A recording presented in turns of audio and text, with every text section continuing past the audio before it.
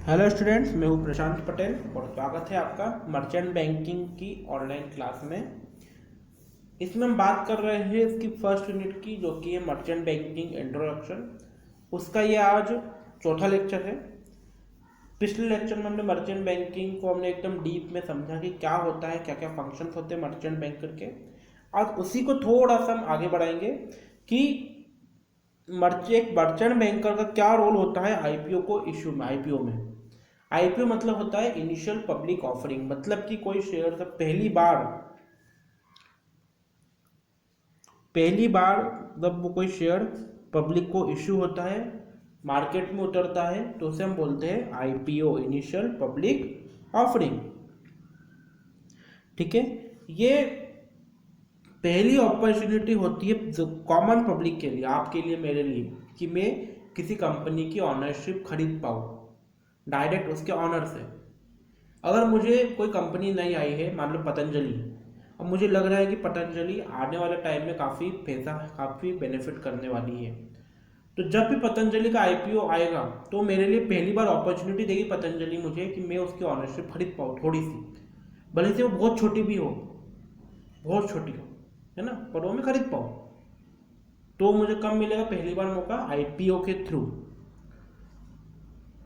ठीक है, उसके अलावा हमने बात करी थी पिछले लेक्चर में वेंचर फंड कैपिटल की और सीड फंडिंग की।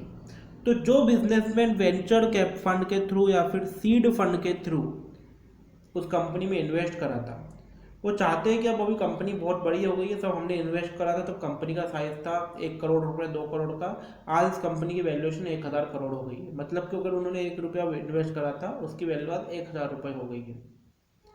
ठीक है, तो अब ये पैसे को निकालने का वक्त आ गया है, तो वो डायरेक्ट कंपनी से लेगी तो कंपनी तो दिवालिया हो जाएगी। तो आईपीओ के थ्रू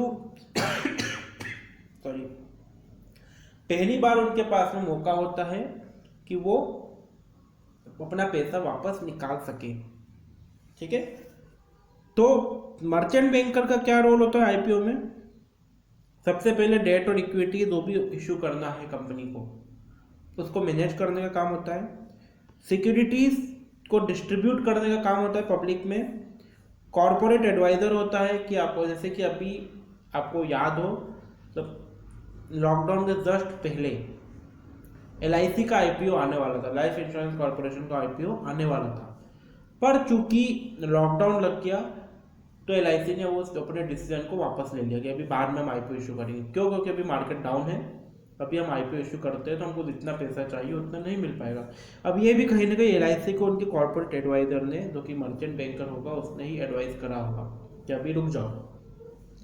ठीक है, उसके अलावा कोई प्रोजेक्ट से रिलेटेड एडवाइजरी सर्विस है वो भी प्रोवाइड करता है, और वेंचर कैपिटल भी प्रोवाइड करता है। ये हम पिछले लेक्चर में डिस्कस कर चुके हैं। ठीक है, अब पहला बात करें management of debt and equity offering. इसके अंदर क्या काम होते हैं? पहला इंस्ट्रूमेंट डिजाइन करने का काम होता है, कैसा होगा इंस्ट्रूमेंट, क्या रोल होगा, क्या मोड होगा, क्या फीचर्स होंगे उसके। फिर किस प्राइस पे इश्यू होगा, क्योंकि देखो आप कोई भी शेयर्स 1 रुपये में भी इशू कर सकते हो, 1 करोड़ पे भी इशू कर सकते हो। आपको ऐसे प्राइस पे इशू करना होगा जिस प्राइस पे आपको जितना पैसे की जरूरत है उतना पैसा आपके पास आ जाए, और वो किससे डिसाइड होता है? वो होता है डिमांड एंड सप्लाई से डिसाइड। तो वो प्राइस डिसाइड करना कि डिमांड कितनी है, सप्लाई कितनी है, उससे क्या प्राइस रहना चाहिए, वो भी मर्चेंट बैंकर करता है। ऑफर डॉक्यूमेंट रहता है, उसके रजिस्ट्रेशन का काम भी करता है। ऑफर डॉक्यूमेंट मतलब कि फर्स्ट टाइम ऑफर करती है एक डॉक्यूमेंट के थ्रू, ठीक है, आईपीओ के लिए।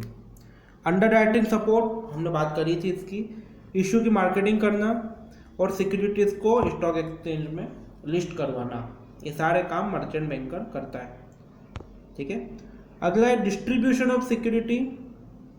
तो वो सिक्योरिटीज के डिस्ट्रीब्यूशन में हेल्प करता है।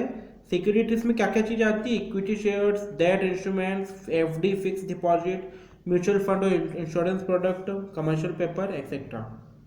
ठीक है, अब जो मर्चेंट बैंकर होता है वो डिस्ट्रीब्यूशन करता है या तो इंस्टीट्यूशनल या फिर रिटेल में। रिटेल में मतलब कॉमन पब्लिक, आपको मुझे।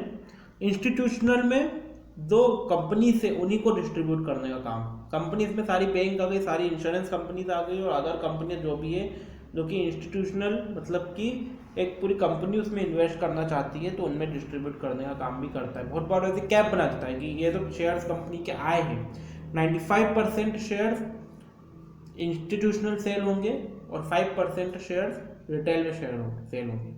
अब आप बोलोगे रिटेल में तो बहुत कम है 5%, भैया वो 5% जो रिटेल में बोला है वो भी कम से कम ये समझ लो कि 100-200 करोड़ शेयर्स की बात करेंगे, ठीक है।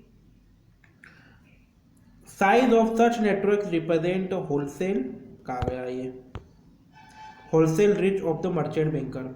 अब जो भी नेटवर्क है जिसमें ये डिस्ट्रीब्यूट करता है शेयर्स को, ठीक है, उसका साइज डिसाइड करता है कि मर्चेंट बैंकर की कितनी रीच है, कितनी पकड़ है मार्केट पे। अगर अच्छी पकड़ होगी तो ज़्यादा लोगों को डिस्ट्रीब्यूट कर पाएगा, कमज़ोर पकड़ होगी तो कम लोगों को डिस्ट्रीब्यूट कर पाएगा। कॉर्पोरेट एडवाइज़र की तरह वर्क करता है, कि हमने हालांकि पहले हमने काफ़ी डिटेल में डिस्कस करा है, लेकिन एक बार फिर से देख लेते हैं सिस्टमेटिक वे में, ठीक है। अपने क्लाइंट्स को मर्चेंट बैंकर एडवाइस करता है फॉलोइंग एरियाज में। कौन कौन से एरियाज है भैया? पहला कैपिटल रिस्ट्रक्चरिंग में, ठीक है। कैपिटल रिस्ट्रक्चरिंग में क्या आता है कि डेट इक्विटी का क्या रेशो होना चाहिए, मतलब कि अगर आपको कंपनी को पैसों की ज़रूरत है तो कितना पैसा शेयर्स के थ्रू रेस करा जाए, कितना पैसा लोन ले लिया जाए, क्योंकि ज़्यादा लोन लेना भी दिक्कत वाला काम है, ज़्यादा पैसा शेयर्स के थ्रू इशू करना भी दिक्कत वाला काम है। तो एक बैलेंस्ड व्यू होना चाहिए, ठीक है। उसके बाद में रिफाइनेंस के अल्टरनेटिव सोर्स को एक्सप्लोर करना और सजेस्ट करना कि कौन सा बेस्ट रहेगा और सस्ता रहेगा। उसके अलावा जो मैनेजमेंट है जो चेंज होता है बहुत बार मर्जर एक्विजिशन के थ्रू, उनको भी रिहेबिलिटेट करना। अब जो सिक यूनिट होती है, सिक यूनिट मतलब कि कमजोर यूनिट जो कि एकदम खत्म होने की कगार पे आ गई है, ठीक है, उनको रिवाइव कैसे करा जाए उसके लिए पैकेज प्लान तैयार करना, डिजाइन करना, किनके साथ में बैठ के, बैंक और फाइनेंशियल इंस्टीट्यूशन के साथ में मिलके। फॉर एग्जांपल अभी आपने केस पढ़ा हो यस बैंक का, यस बैंक एकदम डूबने की कगार पे आ गई थी, फिर ऐसे ही कोई मर्चेंट बैंकर ने गया होगा, मतलब कोई कंपनी होगी वो गई होगी और उसने सारी बैंकों के साथ में LIC, SBI, अलग अलग HDFC के साथ बैठा और डिस्कस करा कि क्या हो सकता है। तो उसने SBI को मनाया कि आप 1000 करोड़ रुपये से ऊपर इन्वेस्ट कर दीजिए यस बैंक में, LIC को मनाया कि आप 5000 करोड़ रुपये इन्वेस्ट कर दीजिए, ठीक है। ऐसे अलग अलग बैंकों को, अलग अलग कंपनीज को उन्होंने मनाया इन्वेस्ट करने के लिए और यस बैंक को फाइनली स्टेबल करा गया, ठीक है। तो यहाँ पर क्या हुआ, एक सीक यूनिट थी, उसको रिवाइवल का पूरा पैकेज बनाकर उसने उसको रिवाइव कर दिया। रिस्क मैनेजमेंट में वर्क करता है मर्चेंट बैंकर, कॉर्पोरेट्स को एडवाइस करता है, अलग अलग हेजिंग स्ट्रेटेजी के थ्रू सजेस्ट करता है। हेजिंग स्ट्रेटेजी क्या होती है, नया शब्द सुना होगा आपने। हेजिंग एक तरह का इंस्ट्रूमेंट होता है जो कि रिस्क मैनेजमेंट के वर्क में आता है, रिस्क मैनेजमेंट के काम आता है। कैसे काम आता है, इसके लिए आपको डेरिवेटिव पूरा पढ़ना पड़ेगा। अभी सिर्फ इतना समझ लो कि अगर आपने डील कर देना एक तरह से, कैसे डील करना कि आप मान लो आपने, मैं एक फार्मर हूँ, ठीक है, मेरे पास में गेहूँ उगता है, वीट उगता है, आप एक वीट के व्यापारी हो।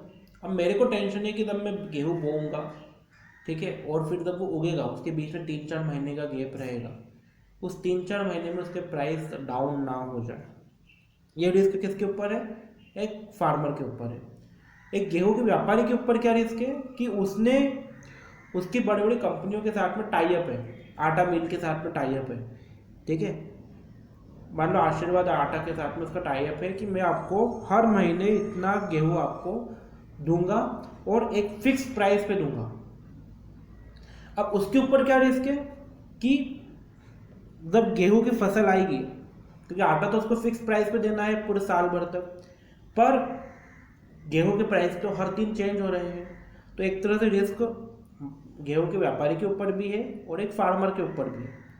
तो वो दोनों मिलके एक डील कर लेते हैं कि भैया अब से 3 महीने बाद में, या किसान से डील करी उस व्यापारी ने कि 3 महीने बाद जब भी आपकी फसल होगी मैं आपका गेहूं एक फिक्स प्राइस पे खरीदूंगा।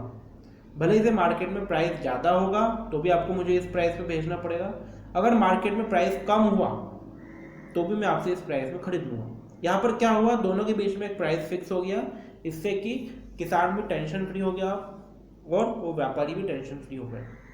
इसी को बोलते हैं हेजिंग। ठीक है, ये एक स्ट्रेटेजी है हेजिंग की, ऐसी बहुत सारी स्ट्रेटेजी होती है।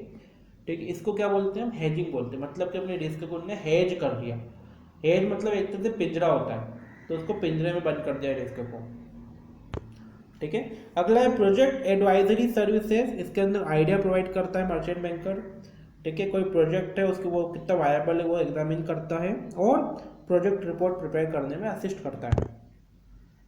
वेंचर कैपिटल प्रोवाइड करना, न्यू और इनोवेटिव स्ट्रेटेजीज में फाइनेंस करता है नई कंपनियों में। तो आज के लेक्चर के लिए